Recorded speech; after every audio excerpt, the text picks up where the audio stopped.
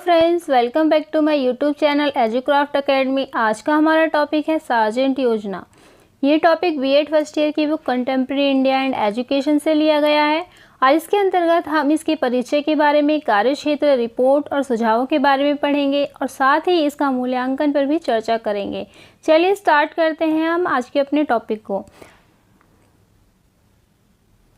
Sergeant योजना 1944 का परिचय देख लेते हैं। इसके परिचय के बारे में, द्वितीय विश्व युद्ध की समाप्ति के बाद देश में नई चुनौतियों की उपस्थिति हो गई थी और उन चुनौतियों की दृष्टि से शिक्षा का जो है पुनर्गठन आवश्यक था, क्योंकि द्वितीय विश्व युद्ध भी इतना भीषण रहा था प्रथम विश्व युद्ध की तरह कि इसमें बहुत सारे पुनर्गठन करने की आवश्यकता थी। इसको दोबारा से शुरू करने की ज़रूरत थी और गवर्नर जनरल की प्रबंधकारिणी समिति की जो पुनर्निर्माण समिति है ने केंद्रीय शिक्षा सलाहकार बोर्ड को यह आदेश दिया कि युद्धोत्तर भारत के लिए एक ऐसी शिक्षा तैयार करे जिससे भारत में ऐसी शिक्षा का विकास किया जा सके जैसी ब्रिटेन में है।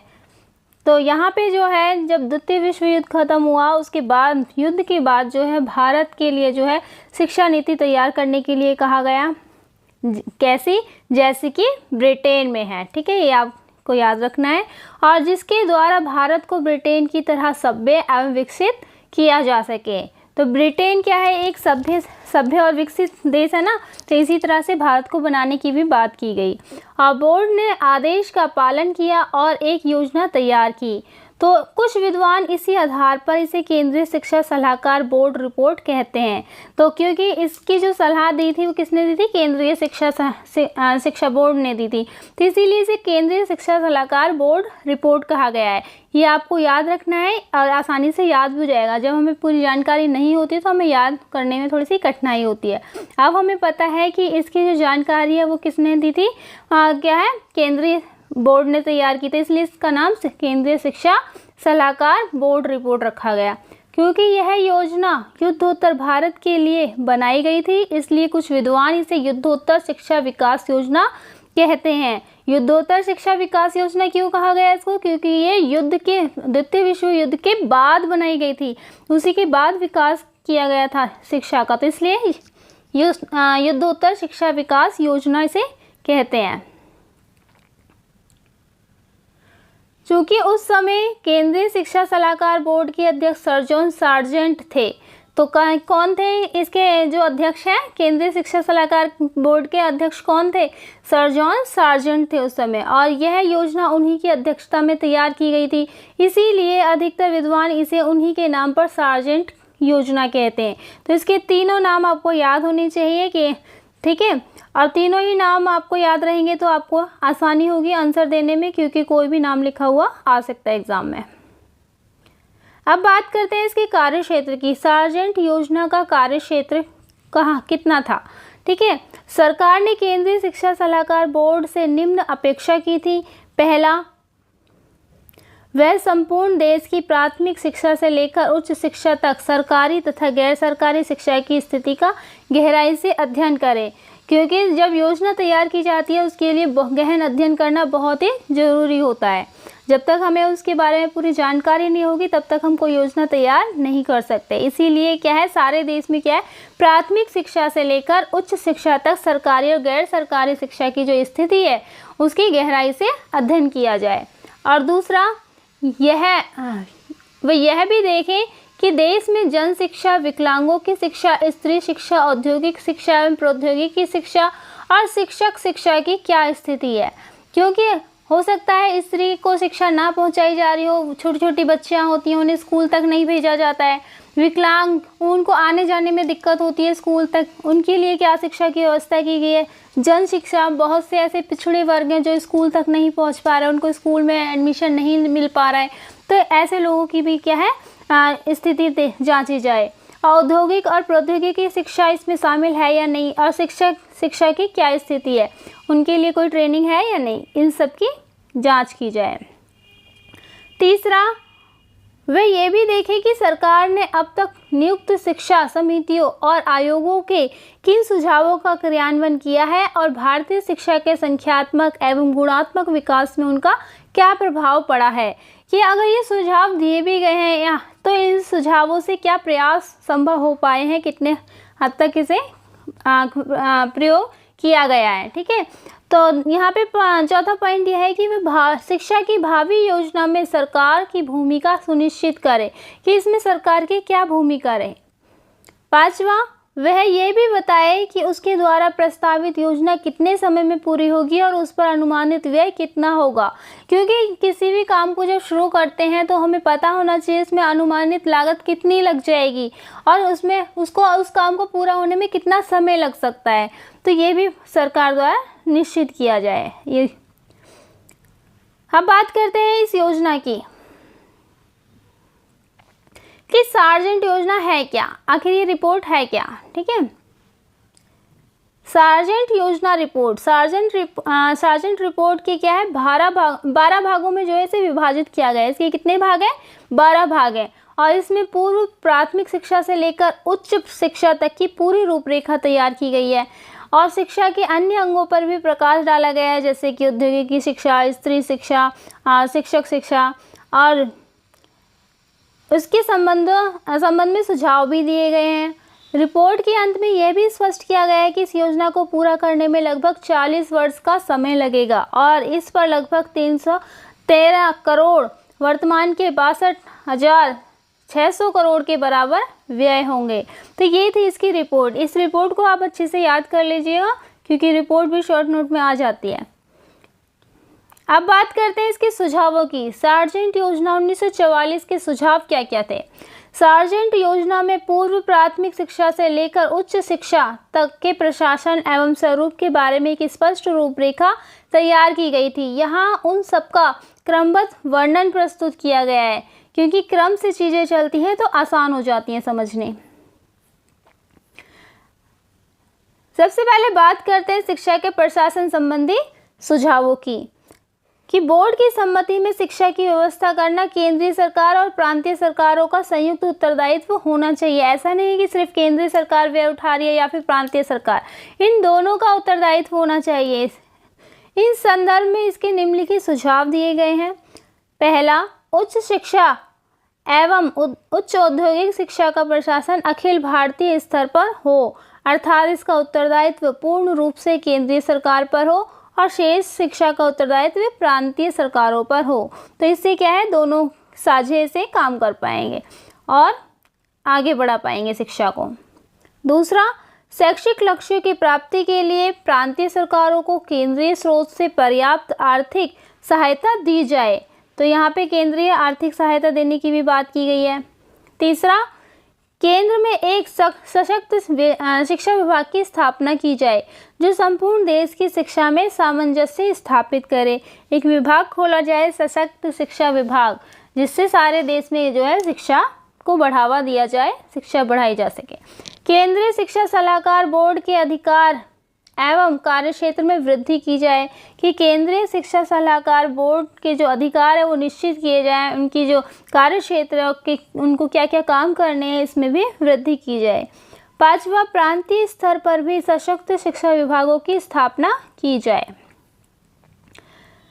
छठा सुझाव है कि प्रांतीय सरकारों को अक्षम स्थानीय निकायों से शिक्षा की व्यवस्था अपने हाथों में ले लेनी चाहिए। तो प्रांतीय सरकार जो है, जो प्रांत में सरकार है और जो है स्थानीय निकाय जो हैं उनको शिक्षा की सारी व्यवस्था जो है खुद करनी चाहिए। सातवां, केंद्रीय और प्रांतीय सरकारों के शैक्षिक कार्यक्रमों में तालमेल होना चाहिए, आपस में उन्हें तालमेल बिठाकर ही काम करना है, दोनों की सलाह से काम होना चाहिए। अब बात करते हैं पूर्व प्राथमिक शिक्षा संबंधी सुझावों की। बोर्ड की सम्मति में किसी भी देश की शिक्षा योजना में शिशु शिक्षा की व्यवस्था होनी चाहिए। पहले छोटे छोटे बच्चों को स्कूल नहीं भेजते थे ना, आज की डेट में देखते हैं कि 2.5-3 साल का बच्चा, आज तो सरकार ने चेंज कर दिया है कि 4 साल का बच्चा नर्सरी में बैठता है और 3 साल का प्ले में। तो इस तरह से इस संदर्भ में उसके निम्नलिखित सुझाव भी होने चाहिए। आप देखते हैं यहाँ पर कि क्या सुझाव दिए पूर्व प्राथमिक शिक्षा के जो पहली क्लास तक की जो कक्षा होती है पहली के बाद, उससे पहले जो शिक्षा दी जा रही है उसे पूर्व प्राथमिक शिक्षा कहेंगे। पहला, भारत में 3 से 6 वर्ष के बच्चों के लिए शिशु विद्यालय खोले जाएं। प्रारंभ में ये व्यवस्था कम से कम 10 लाख बच्चों के लिए की जाए। दूसरा, जिन नगरों में शिशुओं की संख्या अधिक है वहां अलग से शिशु विद्यालय खोले जाएं। कम संख्या वाले क्षेत्रों में उन्हें प्राथमिक विद्यालय के साथ जोड़ा जाए, क्योंकि अगर बच्चों की संख्या कम है तो आकलन किया जाता है इसका कि अगर बच्चों की संख्या कम है तो वो प्राथमिक स्कूलों में ही एडमिशन ले सकते हैं और साथ साथ अपने बच्चों को पढ़ा सकते हैं। लेकिन अगर शिशुओं की ज़्यादा संख्या है तो उसके लिए अलग से भी स्कूल खोलने की व्यवस्था की जाए। तीसरा, शिशु शिक्षा निःशुल्क हो, मतलब कोई फीस ना ली जाए इसके लिए। चौथा, इस स्तर पर बच्चों को सामान्य ज्ञान के साथ साथ सद्व्यवहार और सामाजिक बोध की शिक्षा दी जाए। उन्हें सिखाया जाना चाहिए कि किस तरह से मैनर्स उन्हें सीखने हैं, किस तरह से बोलना है, कैसे उठना है, किस तरह से पेंटिंग करनी, किस तरह से पेंसिल को पकड़ना, ये थोड़ी बेसिक चीज़ें हैं, ये सिखाई जानी चाहिए उनको। पाँचवा, शिशु विद्यालयों में केवल महिला अध्यापिकाओं की नियुक्ति की जाए। अब ये महिला अध्यापकों की नियुक्ति क्यों की जाए? क्योंकि एक माँ जो है बच्चे को अच्छी तरह से संभाल सकती है, जब वो अपने बच्चे को संभाल सकती है कि और भी बहुत सारे बच्चों को संभाल सकती है। इसलिए क्या है, महिला अध्यापिका, उनमें सहन करने की शक्ति भी बहुत ज़्यादा होती है। बच्चे कितनी भी शैतानी कर लें वो आराम से सहन कर सकती है, उनको पता होता है कि बच्चे को किस तरह से हैंडल करना है। और ये अध्यापिकाएं विशेष प्रशिक्षण प्राप्त होनी चाहिए, लेकिन इनको भी क्या है, शिक्षा प्राप्त होनी चाहिए, क्योंकि इनका प्रशिक्षण दिया जाना चाहिए कि किस तरह से बच्चों को संभालना है। छठा, शिशु विद्यालयों में शिशुओं की उपस्थिति अनिवार्य नहीं होनी चाहिए। ये जरूरी नहीं है कि हर टाइम बच्चा स्कूल आता रहे, परंतु उनके अभिभावकों को उन्हें नियमित रूप से विद्यालय भेजने के लिए अभिप्रेरित अवश्य किया जाए। कि छोटे बच्चे होते हैं, नादान होते हैं, कभी कभी उनका मन नहीं होता है स्कूल जाने का, तो उन पर प्रेशर ना बनाया जाए, दबाव ना डाला जाए कि आपको स्कूल जाना ही है। जबरदस्ती बच्चे जाएंगे तो उनका पढ़ाई से बिल्कुल मन हट जाएगा। इसलिए क्या है कि अनिवार्य नहीं होना चाहिए कि वो स्कूल में उपस्थित ही हो, ठीक है। लेकिन अभिभावकों को ये ध्यान रखना है, उनके पेरेंट्स को ये ध्यान रखना है कि बच्चा स्कूल जाए। अब बात करते हैं प्राथमिक शिक्षा संबंधी सुझावों की। बोर्ड ने प्राथमिक स्तर के लिए बेसिक शिक्षा को स्वीकार किया है, परंतु कुछ परिवर्तनों के साथ। उसने प्राथमिक शिक्षा को किसी आधारभूत शिल्प के माध्यम से दिए जाने को सिद्धांततः स्वीकार किया है, परंतु साथ ही यह भी कहा है कि प्राथमिक शिक्षा को आत्मनिर्भर बनाने की बात नहीं सोचनी चाहिए, क्योंकि बच्चों द्वारा उत्पादित वस्तुएं उपयोगी नहीं होती, उन्हें बेचा नहीं जा सकता। और प्राथमिक शिक्षा के संबंध में उसने निम्नलिखित सुझाव भी दिए। तो ये बात बिल्कुल सही है कि यहाँ पे गांधी जी ने भी एक शिक्षा का प्रतिपादन किया था, लेकिन उसमें भी ये बात कही थी कि बच्चे आत्मनिर्भर बने। आत्मनिर्भर बनने के लिए उन्हें उद्योग सिखाया जाए, लेकिन बच्चे इतने नादान होते हैं कि चीज़ें, वस्तु जो है इतनी अच्छी तरीके से नहीं बना पाते हैं, तो वो चीज़ें जो है मार्केट में भी नहीं बेच सकते। इससे क्या है, कच्चा माल तो वेस्ट होता ही है और साथ ही साथ व्यय भी अधिक हो जाता है। तो इसलिए उन्होंने सही बात कही है कि बच्चों को आत्मनिर्भर बनाने की बात नहीं सोचनी चाहिए, क्योंकि बच्चे एकदम से आत्मनिर्भर नहीं बन सकते, छोटे होते हैं। पहला, 6 से 14 वर्ष तक की आयु के सभी बच्चों के लिए 8 वर्ष से अनिवार्य एवं निःशुल्क प्राथमिक शिक्षा की व्यवस्था की जाए। तो 6 से 14 साल के बच्चों के लिए जो है शिक्षा निःशुल्क है, ठीक है। दूसरा, प्राथमिक शिक्षा को 2 स्तरों में बांटा जाए। जूनियर बेसिक जो कि 6 से 11 साल के बच्चों के लिए होती है और 1 से 5 कक्षा तक, और सीनियर बेसिक 11 से 14 वर्ष तक के लिए होती है, जो कि कक्षा 6 से 8 तक के लिए है। तीसरा, प्राथमिक शिक्षा में अपव्यय रोकने के लिए उसे अनिवार्य बनाना आवश्यक है, क्योंकि अपव्यय अवरोधन आप लोगों ने पढ़ा होगा, क्योंकि या तो बच्चे छोड़ देते हैं स्कूल और या फिर एक ही क्लास में बार बार क्या है फेल होते रहते हैं, ठीक है। इसी तरह से क्या है, उनका अपव्यय अवरोधन भी रोकना अनिवार्य है। चौथा, प्राथमिक शिक्षा को अनिवार्य बनाने के लिए उपस्थिति निरीक्षक अधिकारियों की नियुक्ति की जाए। तो प्राथमिक शिक्षा को अनिवार्य बनाने के लिए सबसे ज़्यादा प्राथमिक शिक्षा पर भी जोर दिया जाएगा ना। सबसे पहले बेस अच्छा होना चाहिए, इसके लिए क्या है, निरीक्षक अधिकारियों की नियुक्ति की जाए। पांचवा, जूनियर बेसिक शिक्षा का जो रूप है वो क्रियात्मक होना चाहिए। बच्चे करके सीखें, हर चीज़ को प्रैक्टिस करवाएं बार बार, तो बच्चों को जल्दी याद होगा और अच्छी शिक्षा प्राप्त करेंगे। छठा, जूनियर बेसिक स्तर पर अंग्रेजी का अध्ययन अनिवार्य ना किया जाए, क्योंकि बच्चों को जो है जो भी कुछ भी सीखते हैं वो अपनी मातृभाषा में सीखना ज़्यादा पसंद करते हैं, जो चीज़ें उन्हें आती हैं, तो उन पर अंग्रेजी का अध्ययन अनिवार्य ना किया जाए। सातवां, जूनियर बेसिक विद्यालयों में सह शिक्षा होगी, कि सह शिक्षा होनी चाहिए। और आठवां, जूनियर बेसिक विद्यालयों में जहाँ तक संभव हो महिला शिक्षिकाओं की नियुक्ति की जाए। आज जैसे कि अभी बताया था कि महिला शिक्षिका आसानी से बच्चों को क्या है संभाल पाती हैं। और नवा पॉइंट है, जूनियर बेसिक विद्यालयों में अध्यापक का जो छात्र है अनुपात है जो छात्र अनुपात है वो 1:30 होना चाहिए।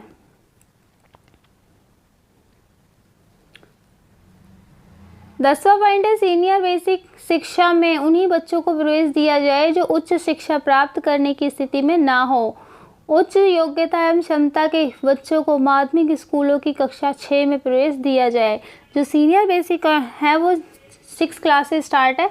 अगर जो स्थिति में नहीं है, जो उच्च शिक्षा प्राप्त करने की स्थिति में नहीं है, जो बच्चे बहुत ज़्यादा डल हैं या फिर उनको कोई दिक्कत है पढ़ने में, तो उनको क्या है वो कक्षा माध्यमिक स्कूलों की शिक्षा में प्रवेश दिया जाना चाहिए, जो कि योग्य हैं। जो योग्य नहीं है उन्हें जूनियर बेसिक पे रखना चाहिए। 11 पॉइंट है, सीनियर बेसिक स्तर की पाठ्यचर्या ऐसी होनी चाहिए जिसके द्वारा बच्चों को सामान्य जीवन जीने योग्य बनाया जा सके, किसी स्थानीय हस्तकौशल में प्रशिक्षित किया जा सके। हाँ, थोड़ा प्रैक्टिकली उन्हें हस्तकौशल भी सिखाया जाना चाहिए। और 12 पॉइंट है, सीनियर बेसिक स्कूलों में सामूहिक क्रियाओं को विशेष महत्व दिया जाना चाहिए, जिससे कि वो सहयोग सीख पाएंगे कि किस तरह से एक दूसरे का सहयोग करें। 13वां पॉइंट है, इस स्तर पर अंग्रेजी की शिक्षा के संबंध में निर्णय लेने का अधिकार प्रांतीय सरकार का होगा। वे परिस्थिति के अनुसार निर्णय ले सकेगी। कि निर्णय लेने का अधिकार किसको दिया है? प्रांतीय सरकार को दिया गया है। चौथा 14 पॉइंट है कि सीनियर बेसिक विद्यालय लड़के लड़कियों के लिए अलग अलग होंगे, क्योंकि इसको बहुत से पेरेंट्स ऐसे होते हैं हमारे बच्चे लड़कों के साथ नहीं पढ़ेंगी, लड़कियां, तो इस तरह से ऑब्जेक्शन उठने लगते हैं जैसे जैसे बच्चे बड़े होते हैं। तो इसलिए क्या है, अलग अलग लड़के लड़कियों के लिए स्कूल होने चाहिए। 15 पॉइंट है, सीनियर बेसिक विद्यालयों में शिक्षक छात्र अनुपात 1:25 होना चाहिए। 16वां पॉइंट है कि प्राथमिक स्तर पर बाह्य परीक्षाएं नहीं होनी चाहिए, विद्यालयों द्वारा ही परीक्षाएं ली जानी चाहिए। तो प्राथमिक स्तर पर जो शिक्षाएं होती हैं वो स्कूलों में ही होती हैं, ठीक है। 17 उत्तीर्ण छात्र छात्राओं को प्रमाण पत्र दिया जाए, रिजल्ट जिसे कहा जाता है, मार्कशीट। माध्यमिक शिक्षा संबंधी सुझाव पढ़ लेते हैं आप। बोर्ड ने शिक्षा के इंटरमीडिएट कक्षा 11 और 12 स्तर को समाप्त करके उसके प्रथम वर्ष 11 को माध्यमिक शिक्षा में जोड़ने और द्वितीय वर्ष 12 को स्नातक शिक्षा में जोड़ने का सुझाव दिया है। क्योंकि जब इंटरमीडिएट 10th परीक्षा पास करते हैं तो क्या है, 11वीं में जाने के लिए हमें सब्जेक्ट चूज़ करने पड़ते हैं।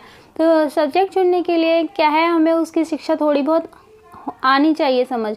तो इसलिए क्या है, 10th में जो इंटरमीडिएट से जोड़ा गया है, और जो माध्यमिक शिक्षा है उसका जो दूसरा साल है, मतलब कि 12वीं कक्षा जो होती है, उसको स्नातक से जोड़ा गया है, ताकि आगे बच्चे भविष्य में कठिनाई ना लगे उनको आगे की शिक्षा लेने में। माध्यमिक शिक्षा को प्राथमिक शिक्षा और उच्च शिक्षा के मध्य की कड़ी बना दिया। उसने इस नई माध्यमिक शिक्षा के संबंध में निम्नलिखित सुझाव भी दिए हैं। अब देखते हैं ये सुझाव कौन कौन से हैं। पहला, माध्यमिक शिक्षा 6 वर्षीय 11 से 17 वर्ष की आयु के बच्चों के लिए कक्षा 6 से 11 तक होगी। और दूसरा, माध्यमिक शिक्षा को कक्षा 6 में जूनियर प्राथमिक शिक्षा उत्तीर्ण बच्चों में से केवल औसत से ऊंची योग्यता के बच्चों को ही प्रवेश दिया जाएगा, ठीक है, जो कुल संख्या के 20% के होंगे। शेष 80% जो छात्रों को सीनियर बेसिक स्कूलों की शिक्षा बेसिक स्कूलों की कक्षा में जो है 6 में प्रवेश दिया जाएगा, जो कि अच्छी तालीम रखते हैं, अच्छी तरह से जो है योग्यता रखते हैं उनको 80% छात्रों में रखा जाएगा। और तीसरा है हाई स्कूल 2 प्रकार के होंगे, जैसे साहित्यिक और प्राविधिक। तो साहित्यिक स्कूलों में कला और विज्ञान की शिक्षा दी जाएगी और प्राविधिक स्कूलों में व्यावसायिक शिक्षा विषयों की शिक्षा, जैसे कि आपने आर्ट्स कॉमर्स ये सुना होगा इस तरह से। चौथा पॉइंट है दोनों प्रकार के स्कूलों में प्रथम 3 वर्षीय पाठ्यक्रम 6 से 8 तक समान रहेगा और पांचवा आगे के 3 वर्षीय पाठ्यक्रम 9 से 11 तक क्या है कुछ विषय समान रहेंगे, जैसे कि मातृभाषा जो भी है, अंग्रेजी, गणित, विज्ञान, अर्थशास्त्र, कृषि, शारीरिक शिक्षा और कुछ विषय अलग अलग होंगे। तो कुछ सब्जेक्ट तो सेम होते हैं और कुछ सब्जेक्ट चेंज हो जाते हैं आगे जाके, ठीक है। इसमें भी 2 तरह के हैं। साहित्यिक स्कूलों में आधुनिक भारतीय भाषाओं, भारत का इतिहास, विश्व का इतिहास, भारत का भूगोल, विश्व का भूगोल, कला, संगीत और नागरिक शास्त्र शामिल होते हैं, ये सब्जेक्ट इसमें होते हैं। और प्राविधिक स्कूल में क्या है काष्ठ कला, धातु कला, वास्तुकला, चर्मकार्य, साधारण इंजीनियरिंग, ड्राइंग, वाणिज्य, book copy, short hand, typewriting, accountancy और व्यापार पद्धति, ये प्राविधिक हो गए, ठीक है, जो जॉब से रिलेटिव होते हैं। छठा पॉइंट है दोनों प्रकार के विद्यालयों में बालिकाओं के लिए गृह विज्ञान की सुविधा उपलब्ध होगी, कि गृह विज्ञान उन्हें जरूर सिखाया जाएगा। और 7वां पॉइंट है माध्यमिक स्तर की पाठ्यचर्या केवल उच्च शिक्षा में प्रवेश की दृष्टि से ही विकसित ना की जाए और यह अपने में पूर्ण इकाई होनी चाहिए। तो उच्च शिक्षा जो है पूर्ण होनी चाहिए। 8वां दोनों प्रकार के माध्यमिक स्कूलों में अंग्रेजी अनिवार्य होनी चाहिए, क्योंकि प्राथमिक स्तर पर तो नहीं बोला लेकिन माध्यमिक और उच्च स्तर पर क्या है एक सब्जेक्ट इंग्लिश का भी रखना चाहिए, ये इन्होंने कहा है। 9वां पॉइंट है माध्यमिक शिक्षा का माध्यम मातृभाषा होनी चाहिए। अध्यापकों को का प्रशिक्षण, उनकी सेवा शर्तें और वेतनमान वही हो जो केंद्रीय शिक्षा सलाहकार बोर्ड ने पहले से निश्चित किया। ऐसा नहीं है कि बदल दिया जाए या फिर किसी को कम सैलरी दी जाए, ऐसा नहीं हो।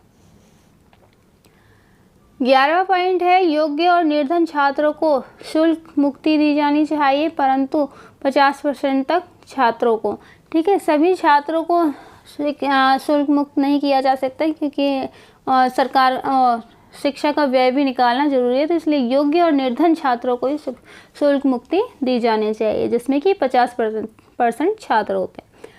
12वां पॉइंट है अति निर्धन छात्रों को छात्रवृत्तियां दी जाएं, जिसे स्कॉलरशिप कहते हैं। 13वां पॉइंट है इस स्तर पर बालक बालिकाओं के लिए अलग अलग विद्यालय होने चाहिए। 14वां पॉइंट है कि विद्यालयों में अध्यापक छात्र अनुपात 1:20 होना चाहिए, तो दोनों का सेम है, आपको याद रहेगा। अब बात करते हैं उच्च शिक्षा संबंधी सुझावों की। बोर्ड ने सर्वप्रथम तो तत्कालीन विश्वविद्यालयों की उपलब्धि की प्रशंसा की है, वैसे तो ठीक चल रहे हैं, और उसके बाद उनके गिरते हुए स्तर के प्रति चिंता भी व्यक्त की है कि स्कूलों में बच्चे बहुत कम हो गए हैं। उसने विश्वविद्यालय उच्च शिक्षा के संबंध में निम्नलिखित सुझाव भी दिए हैं। अब देख लेते हैं कि उच्च शिक्षा के संबंध में क्या क्या सुझाव हैं। पहला, महाविद्यालयों और विश्वविद्यालयों से इंटरमीडिएट कक्षाएं समाप्त कर दी जाएं। इसका प्रथम वर्ष कक्षा 11 माध्यमिक शिक्षा से जोड़ दिया जाए और द्वितीय वर्ष कक्षा 12 स्नातक शिक्षा से जोड़ दिया जाए। स्नातक पाठ्यक्रम में 3 वर्षीय कर दिया जाए। जो बीए आप लोग करते हैं, बीए और बीकॉम वगैरह जो होती है वो 3 वर्ष की कर दी जाए, ये बोला है। दूसरा पॉइंट है उच्च शिक्षा में प्रवेश के लिए कठोर नियम किए जाएं। ये ऐसे हो कि माध्यमिक शिक्षा उत्तीर्ण 15 छात्रों में से केवल 1 छात्र के अनुपात में ही प्रवेश ले सकें। तीसरा पॉइंट है उच्च शिक्षा का जो पाठ्यक्रम है उपयोगी बनाया जाए कि आगे जाके बच्चों के काम आए, और विश्वविद्यालयों में अनुसंधान की उचित व्यवस्था की जाए। एक्सपेरिमेंट करने के लिए क्या है लाइब्रेरी होनी चाहिए, साइंस रूम होना चाहिए, ठीक है, प्रैक्टिकल रूम। फोर्थ, विभिन्न विश्वविद्यालयों के कार्यों में एक रूपता लाने और उनकी आवश्यकताओं के अनुरूप उन्हें अनुदान देने के लिए केंद्र में विश्वविद्यालय अनुदान समिति का भी गठन किया जाए। 5वां पॉइंट है महाविद्यालयों और विश्वविद्यालयों में योग्य प्राध्यापकों की नियुक्ति की जाए। ऐसा नहीं कि किसी भी अध्यापक को बोल दिया पढ़ाने के लिए, वो प्रशिक्षित होनी चाहिए, ठीक है। योग्य और प्राध्यापकों की नियुक्ति होनी चाहिए। छठा पॉइंट है महाविद्यालय और विश्वविद्यालय के प्राध्यापकों का जो वेतनमान है, सेवा शर्तों में सुधार किया जाना चाहिए। और 7वां पॉइंट है, महाविद्यालयों और विश्वविद्यालयों में छात्रों की संख्या बहुत कम है, महिला छात्राओं को प्रवेश के लिए प्रोत्साहित किया जाना चाहिए।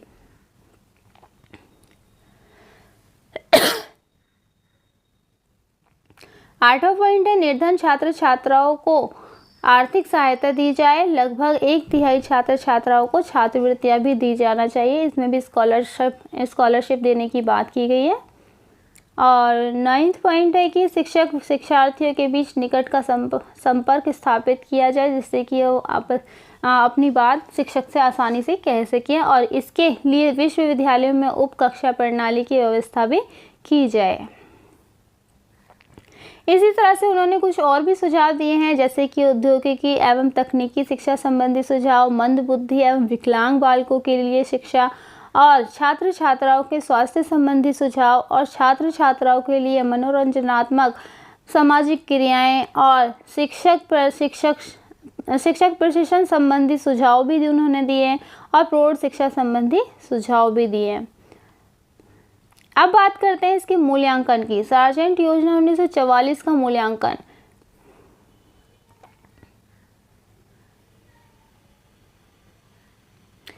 किसी भी वस्तु, विचार अथवा क्रिया का मूल्यांकन कुछ आधारभूत मानदंडों के आधार पर किया जाता है। सार्जेंट योजना एक शिक्षा योजना है। इसके मूल्यांकन का मानदंड इसकी उपयोगिता ही हो सकती है। तो जब तक किसी चीज़ की खास बात, कोई भी हम योजना देख लें कि उसके कुछ गुण होते हैं तो कुछ अवगुण जरूर होते हैं। तो यहाँ पर भी ये हम किसके आधार पर देखते हैं, उसकी उपयोगिता के आधार पर देखते हैं। अतः हमें ये देखना होगा कि इसने जो है तत्कालीन शिक्षा व्यवस्था को क्या दिशा दी, उसका क्या प्रभाव पड़ा, और वह हमारे लिए कितनी उपयोगी साबित हुई। इस दृष्टि से इस योजना के निम्नलिखित गुण और दोष हैं। यहाँ पे देख लेते हैं कि इसके गुणों के बारे में पहले बात कर लेते हैं कि सार्जेंट योजना के गुण जो कि निम्नवत हैं। पहला, सार्जेंट योजना ब्रिटिश काल की पहली शिक्षा योजना थी, जिसे भारत की तत्कालीन आवश्यकताओं के अनुकूल बनाया गया था।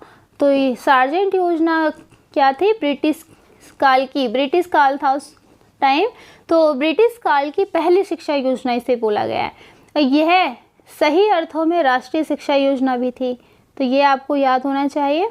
और दूसरा है, ब्रिटिश काल की यह पहली योजना है जिसमें शिक्षा की सभी स्तरों, पूर्व प्राथमिक से लेकर उच्च शिक्षा तक, उसके सभी पक्षों, प्रशासन एवं संगठन आदि का पूर्ण रूप से विचार किया गया और उसका कार्यक्रम बनाया गया। इससे पहले जो शिक्षा नीति बनाई गई थी उसमें या तो प्राथमिक शिक्षा की बात की गई थी या फिर माध्यमिक शिक्षा की, लेकिन यहाँ पर उच्च शिक्षा की बात भी की गई है। तो पूरी शिक्षा नीति जो है बनाई गई है ब्रिटिश काल में।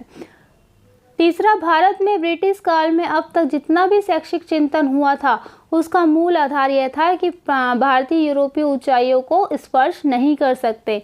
इस योजना के निर्माताओं ने भारतीयों को भारतीय पद्धति से यूरोपीय ज्ञान विज्ञान परिपक्व कर यथा ऊंचाइयों तक पहुंचाने का मार्ग प्रशस्त किया। अब तक जितनी भी बात शिक्षा के बारे में की गई थी वो सिर्फ कहा गया था कि वो शिक्षा जो है हमारे भारत की वो ऊंचाइयों तक नहीं जा सकती है, वो आगे की सोच नहीं रखते हैं।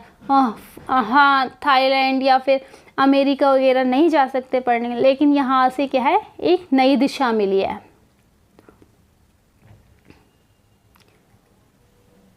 चौथा पॉइंट है, ब्रिटिश काल की पहली शिक्षा योजना थी जिसे पूरा करने के लिए समय भी निश्चित किया गया था 40 वर्ष, और इसके लिए अनुमानित व्यय भी बताया गया 313 करोड़।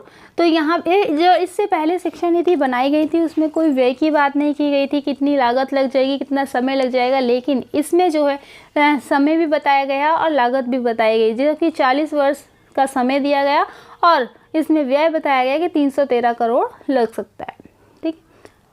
पांचवा, यह योजना में केंद्रीय एवं प्रांतीय सरकारों के शैक्षिक उत्तरदायित्व निश्चित किए गए और स्पष्ट किए गए। हाँ, निश्चित करने से बात बिल्कुल क्लियर हो जाती है कि शिक्षा में कितना योगदान रहेगा। छठा पॉइंट है, इस योजना में केंद्रीय और प्रांतीय सरकारों के शैक्षिक कार्यों में तालमेल रखने के लिए केंद्रीय शिक्षा विभाग की स्थापना का विचार प्रस्तुत किया गया कि केंद्रीय और प्रांतीय सरकारों के क्या क्या कार्य क्षेत्र हैं, इनको रखने के लिए केंद्रीय शिक्षा विभाग की स्थापना की गई, जिससे कि ये अपना अपना कार्य कर सकें।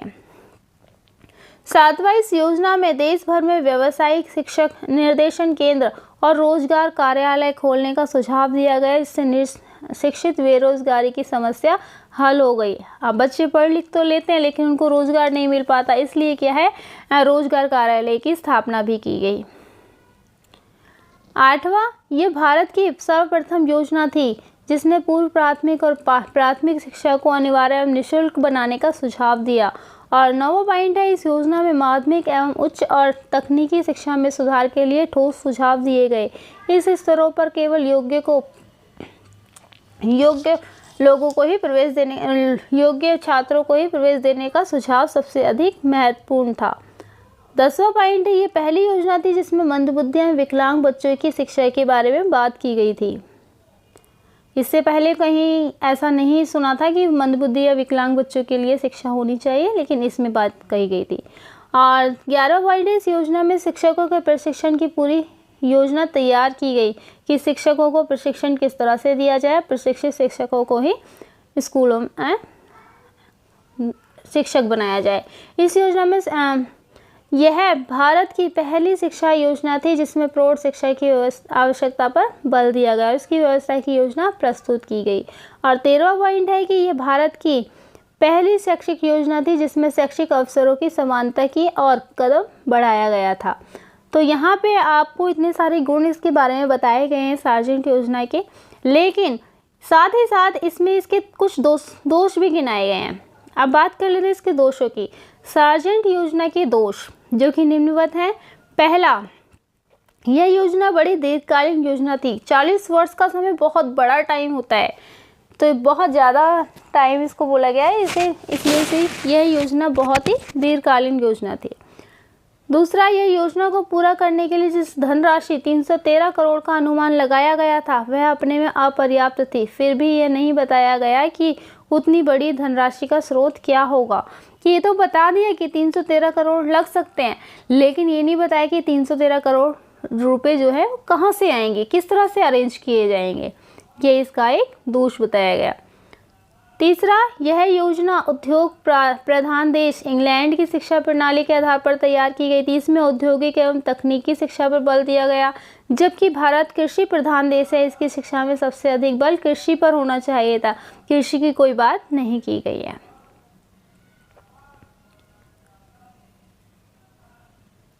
और चौथा पॉइंट है, यूँ तो ये शिक्षा योजना अब तक की शिक्षा नीतियों में सबसे अधिक व्यापक है, परंतु फिर भी कुछ पक्ष अछूते रह गए हैं, जैसे चिकित्सा शिक्षा, महिला शिक्षा और धार्मिक शिक्षा।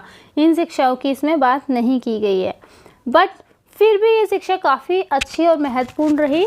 आई होप आपको ये टॉपिक अच्छे से समझ में आया होगा। अगर आपको मेरी वीडियो अच्छी लगी हो तो लाइक शेयर सब्सक्राइब ज़रूर करें। ऐसे ही मेरी और वीडियो आती रहेंगी आप लोगों के पास अगर आप सब्सक्राइब करेंगे। ओके बाय फ्रेंड्स, मिलते हैं आपको नेक्स्ट वीडियो में।